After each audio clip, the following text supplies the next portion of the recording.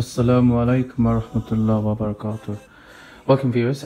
Inshallah this year 2018 I have intended, me and my wife, to visit the Hajj, the holy pilgrimage of Islam and one of our main 5 pillars. This video will be mainly encompassing what to take with you to Hajj. I've been through videos on YouTube and there's not very many there, so inshallah this will help a lot of people on what to take, all the important materials and everything else. So obviously first and utmost, you need to be prepared for Hajj, and I found this book. You can buy it online or you can get it from any good Islamic shops. It tells you more or less how to do step by step Hajj or umrah. It's got the different types of Hajj as well, and obviously we need to be prepared mentally and physically. So this book is very concise and informative. لبيك لا شريك لك لبيك إن الحمد والنعمة لك والملك. I would advise anyone going to use a reputable company, agency, travel agents, unless they're very knowledgeable on the ins and outs of Hajj. So we're going with a company called Zamzam. My father's used them before, my parents, and inshallah any good company should give you that peace of mind. There are quite a few checklists I've been given by various people, so I've got some in this folder as well. But obviously, to start off with, the most important things to take with you would be obviously your passport, including the visa, your meningitis vaccines with a certificate, any local currency you can get hold of from any family or if you've been there before. Obviously take plenty of money from wherever you're travelling from, so you need to take plenty of pounds. And then keep emergency contact numbers, photocopy of passports, visas, everything with you at all times. Also make sure that the company that you do use to travel to Saudi Arabia for Hajj or Umrah, it is a reputable company and is ATOL protected, just in case your travel plans do mess up. Also do make sure you definitely get your own travel insurance to cover any sort of medical emergencies or any mishaps that might happen on the journey. So I'll start off with the main shopping list. Obviously, to put everything, all this inside, we need some suitcases. What we've done is we're taking 4 luggages. There's one smaller, slightly smaller one inside each one of these, so 2 to each one of us. Main reason being, on the way there we won't be taking much with us. We need more suitcases for the return journey, so we've put them inside to carry less. We'll also be taking a backpack each and hand luggage as well. Make sure you know your luggage restrictions. I think we're allowed to take 2 lots of 23 kilos plus 7 kilos hand luggage, and also make sure that on your return journey obviously you'll be inshallah getting your Zamzam water with you as well.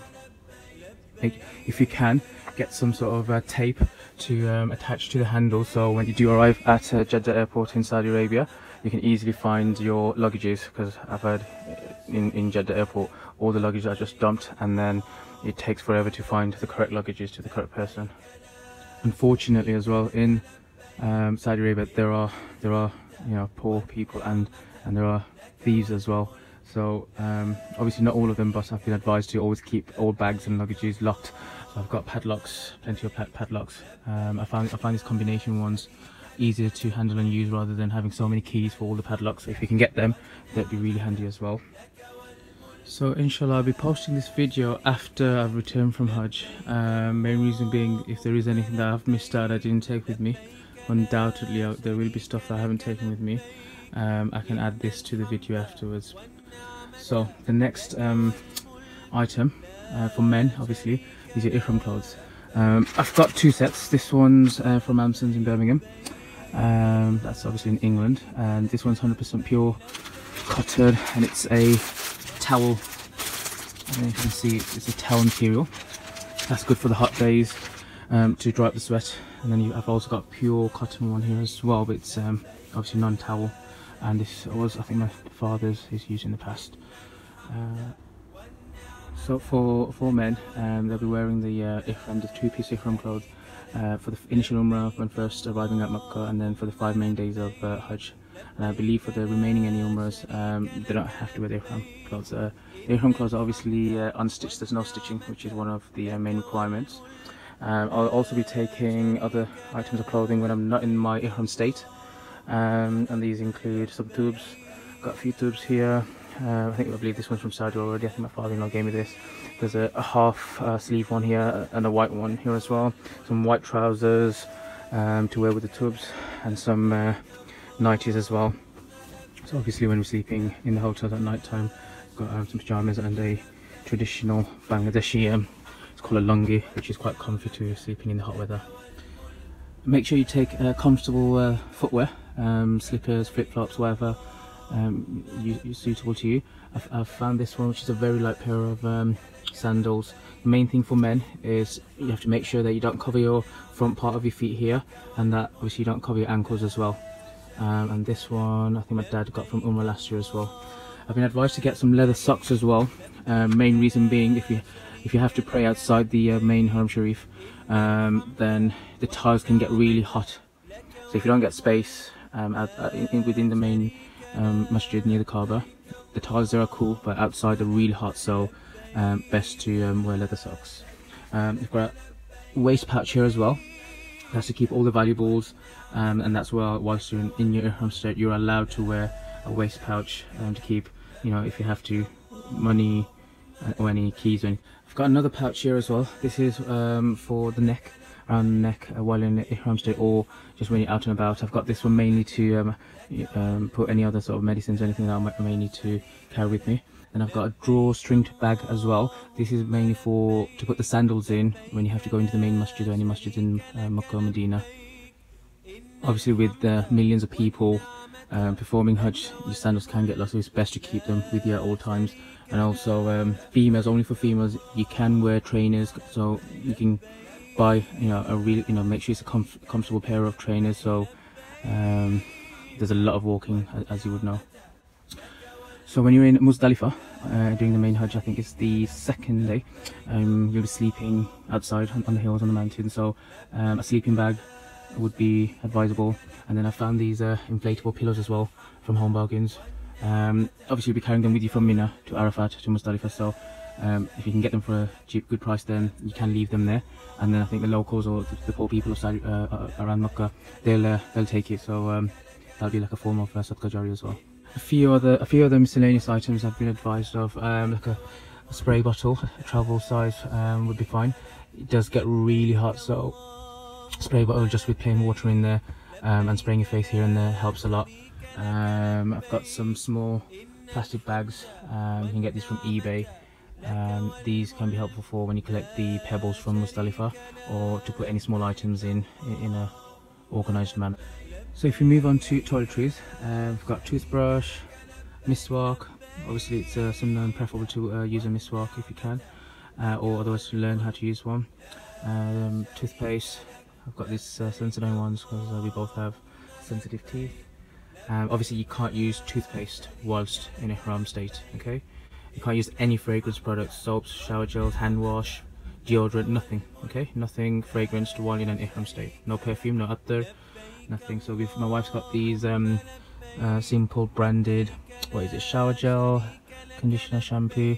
I mean, she can't wash her hair anyway, because you can't let any hair come out whilst in ihram state as well, but I'm guessing this is for afterwards. She's got a soap bar in there as well. What else has she got here? She's got a pair of scissors, so I think the scissors is mainly for the females. Obviously when they finish the ihram or Hajj, they have to cut I think it is an inch of hair on the tip, so make sure you got scissors, especially for the females. The guys, obviously there'll be plenty of barbers there to shave your hair or trim it at the end of your umrah and Hajj.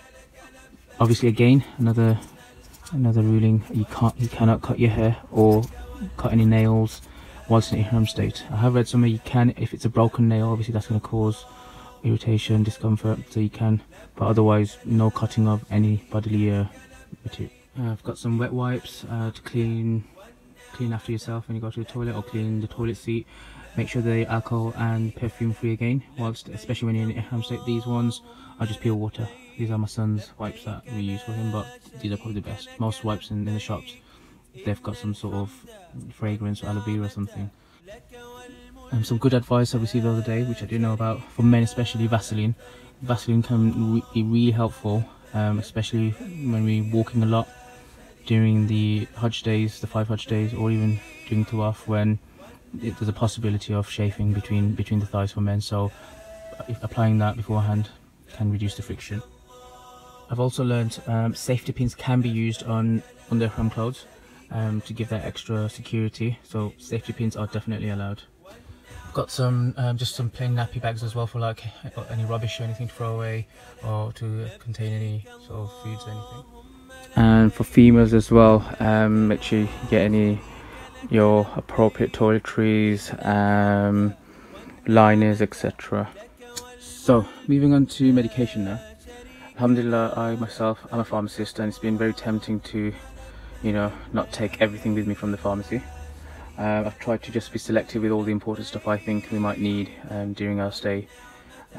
First and utmost, if you do have regular prescription medication, make sure you get that all with you. You won't be able to get any prescription medication from Saudi Arabia, they're not allowed to.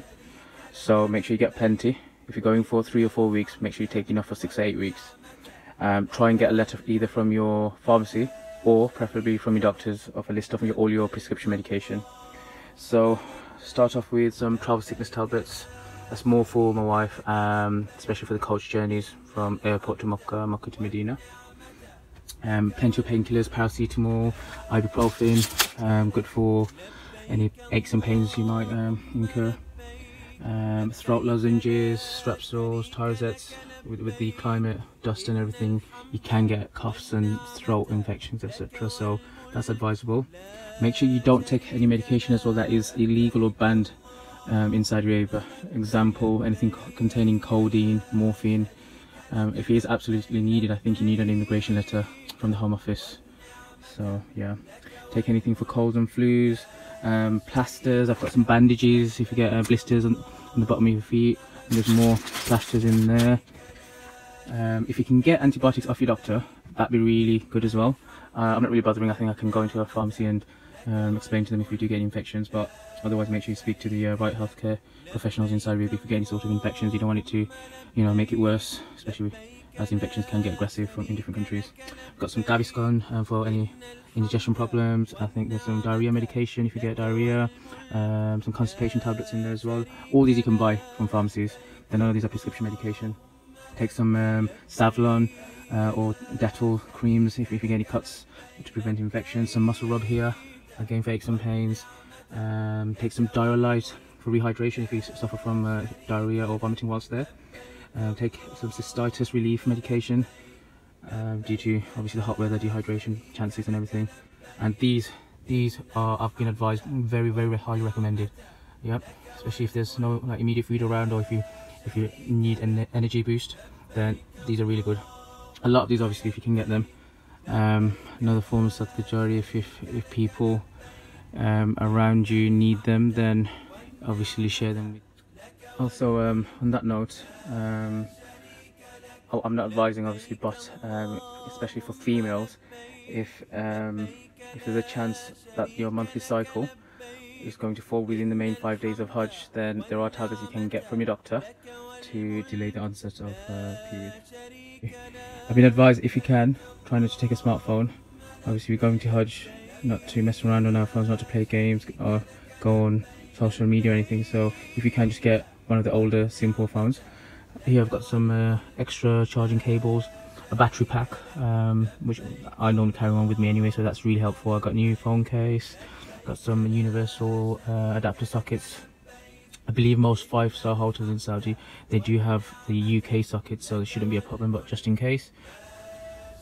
Take some extra bags if you need to put your sandals in there. If you can't get a string bag, just a simple carry-off bag would be fine. A travel prayer mat. This is not a travel prayer mat, it's too heavy to carry, but you can get travel prayer mats whilst you're out there.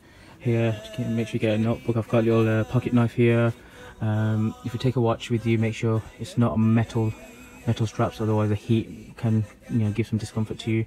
I wear glasses, so I've got my glasses, contact lenses, sunglasses as well if needed, wipes, etc. I always take a digital scale with me when I go anywhere.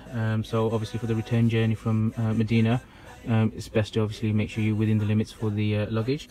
I've left the hangers upstairs, but you can take hangers or like a small peg clothes dryer to if you need to wash clothes, you can dry them. You can take a little travel line with you. Again, most hotels do provide that, but obviously you can either check beforehand, as that's not guaranteed. Snacks as well, especially for when you land at the airport or for Muzdalifah. You can take, I would advise just minimal snacks, not too much. I believe most the airport now, they do have food and stuff you can buy, but Muzdalifah, you don't really want to eat too much there due to the lack of toilets. So I think I've covered more or less everything I wanted to go through. Do make sure that you do go through all your du'as and how to perform Hajj correctly. You will probably have a sheikh with you to help you, guide you through Umrah and Hajj, but still very good to learn everything beforehand.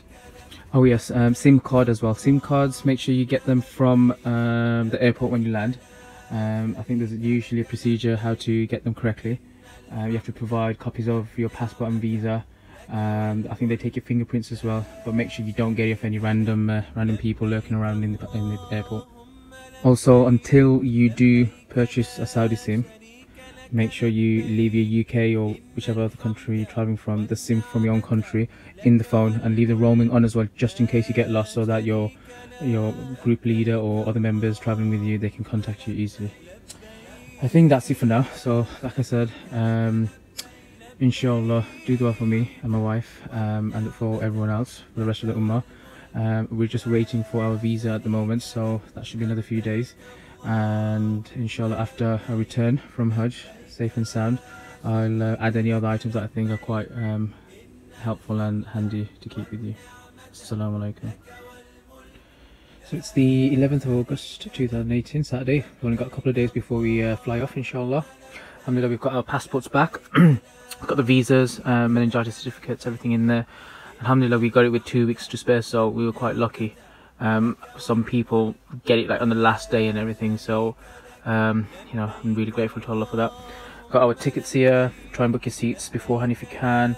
Got my trimmer as well, just to tidy up my beard and stuff. I mean, inshallah, I'll try and keep my beard longer after this journey, but that's just to keep it tidy. Got some snacks for mainly for Muzdalifah. Just nothing too heavy. We can have some probably at Jeddah airport as well while we wait for clearance into Mecca. Got some cleaning and powder for clothes, and then pounds. Got my money ready. Wife and my pile. I've been told to try and take big notes, £50 notes, because you get better rates there. Also managed to get some riyals as well. Got about 250 riyals there, which is about, say, how much? £50 odd, and about, we're taking between us about £2,500. And then don't forget as well, some like t-shirts and stuff, mainly when obviously just for sleeping in the hotel when you're not in your home state. And then got my boxers as well. Make sure for men boxers, try and get nice pure cotton ones and loose ones for the hot weather, it'll be more comfortable. And I've got some hangers here as well. The hangers would be good if you want to wash your own clothes and dry them, dry at the hotel or whatever. I've heard there are laundry services there, but not sure how. The tape came through in time. This is to put around the all the luggage handles, so we can find it easily in the airport. And then a few cotton buds as well if you need them. And then finally our Holy Quran. This is very handy. It's nice, compact, and mainly to carry with us in our pouches where we go to the masjids and wherever, so we can recite, inshallah. Alhamdulillah, we're back from Hajj. It's been 5 months and I've been trying to get the time to make this video and post on YouTube. Don't forget to subscribe and share to my videos, and tell all your family and friends as well. The Hajj itself was just such an awesome experience. We loved it so much and we miss you as well. Inshallah, I'll be making more videos on the main Hajj days, Makkah and Medina, and the hotels we stayed at. I've also added video captions to some of the videos for more helpful tips. And if anyone wants to ask any questions, you can ask in the comments or email me. Assalamualaikum warahmatullahi wabarakatuh.